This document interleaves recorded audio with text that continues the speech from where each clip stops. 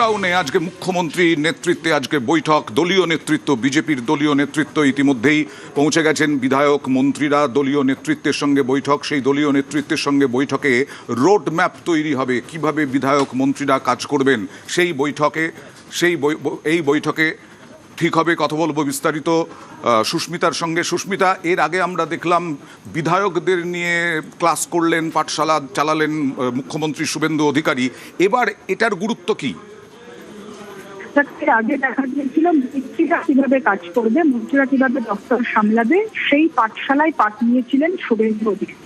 আমরা গত বৃহস্পতিবারই নিউ টাউনের এই কনভেনশন সেন্টার, সেখানে একই রূপ বৈঠক দেখেছিলাম মন্ত্রীদের সঙ্গে রাজ্য বিজেপি নেতৃত্বের। আজকের এই বৈঠকের গুরুত্ব হচ্ছে মন্ত্রীদের পাশাপাশি সকল মন্ত্রিসভার সকল সদস্য না থাকলেও জোনাল ভিত্তিক যারা বিধায়ক রয়েছেন সেই বিধায়কদের একাংশ আজ উপস্থিত রয়েছেন এবং বিধায়কদের সঙ্গেই আজ রাজ্য বিজেপি নেতৃত্বের বৈঠক এবং বিধায়কদের সঙ্গে রাজ্য নেতৃত্বের বৈঠক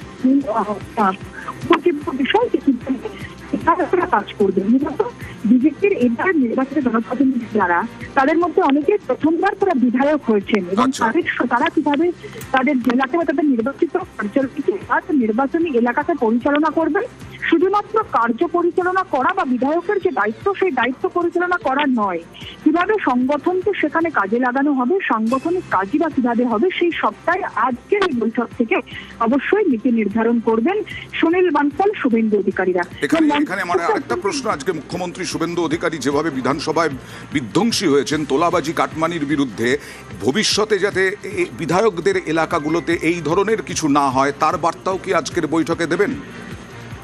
তখন নিশ্চিতভাবে সেই বার্তাও থাকবে। তৃণমূলীকরণ কোনোভাবেই যেমন বাতিল হবে না, সে কথা রাজ্য সভাপতি শ্রমিক ভট্টাচার্য আগেও বলেছেন, ঠিক তেমনই কোনোভাবেই তৃণমূলের কোনো কালচার বা তৃণমূলের আমলে তোলা কোনো অভিযোগ যাতে বিজেপির আমলে পুনরাবৃত্তি না হয়, সেই বার্তা, সেই হুঁশিয়ারি বারবার বিধায়কদের দেওয়া হচ্ছে এবং আজও সেই একইরূপ বার্তা, একইরূপ হুঁশিয়ারি মিলবে রাজ্য নেতৃত্বের তরফ থেকে, এমনটাই মনে করা হচ্ছে। বেশ।